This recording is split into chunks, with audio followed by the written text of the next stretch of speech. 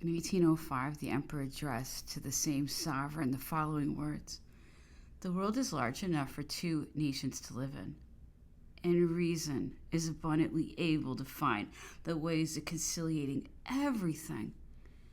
If only there is on both sides the will. Peace is the wish of my heart. But war has never been contrary to my glory.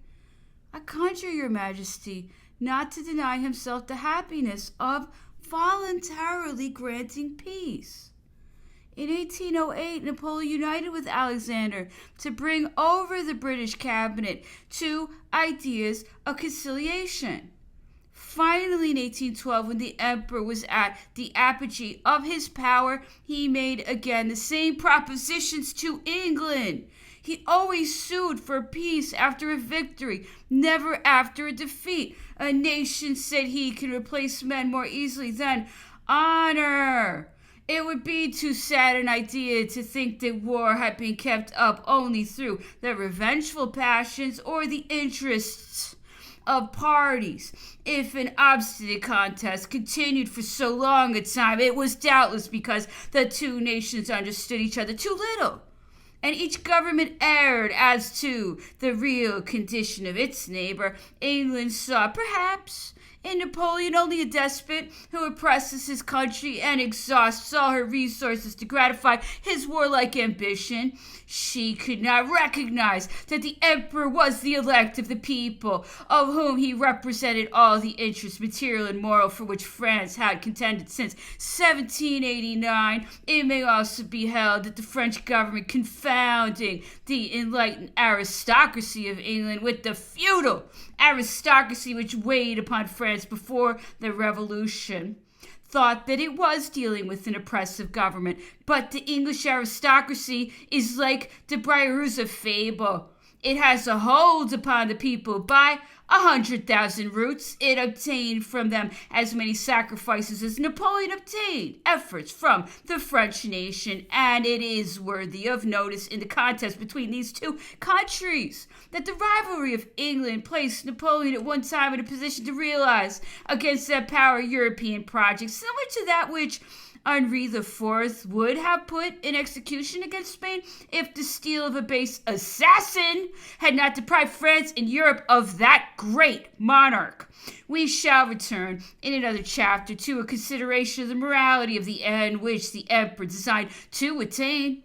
Let us examine now the principal improvements which he introduced into foreign countries, very differently from other governments which have always treated the provinces they have acquired like conquered countries. The emperor caused all the nations of which he was master to participate in the benefits of an enlightened administration, and the countries which he incorporated with France enjoyed from that instant the same prerogatives as the mother country. When he gave crowns, he imposed always two conditions upon the king whom he appointed: the inviolability of the constitution and the guarantee of the public debt. In Italy, he formed a great kingdom which had its separate administration and its Italian army. All the administrative and judicial offices were filled by natives. The troops were no longer composed of mercenaries and the dregs of the population. Every man was called upon to defend his country. The army became citizen. The sovereign could no longer dip, according to his caprice, into the public treasury. He had his civil list. Feudalism, tithes, mortmains, and monastic orders were destroyed. A constitutional statute established 3 colleges: first, proprietors; second, those engaged in commerce; third, the learned. There were added to the first 2 colleges, which required for admissibility the qualification of the payment of a certain amount of imposts. The third college, free from that requisition, composed under the name of the College of Savants, of 200 citizens chosen from among the most celebrated men of all branches of science, or of the liberal or mechanic arts,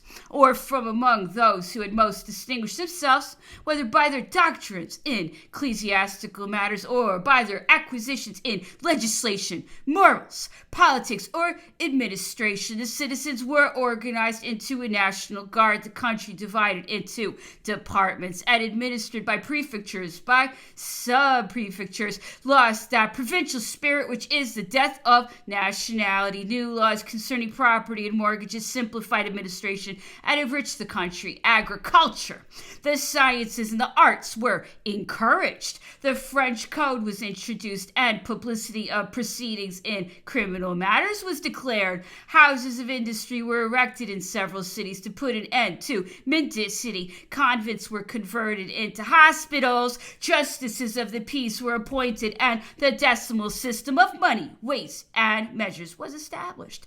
Public instruction was regulated by a law which divides it economically into 3 degrees: national, departmental, and communal, and scientifically likewise into 3 degrees: transcendental, intermediate, and elementary. Above all stood the National Institute. The Italian Concordat protected the temporal power from the encroachments of the ecclesiastical power.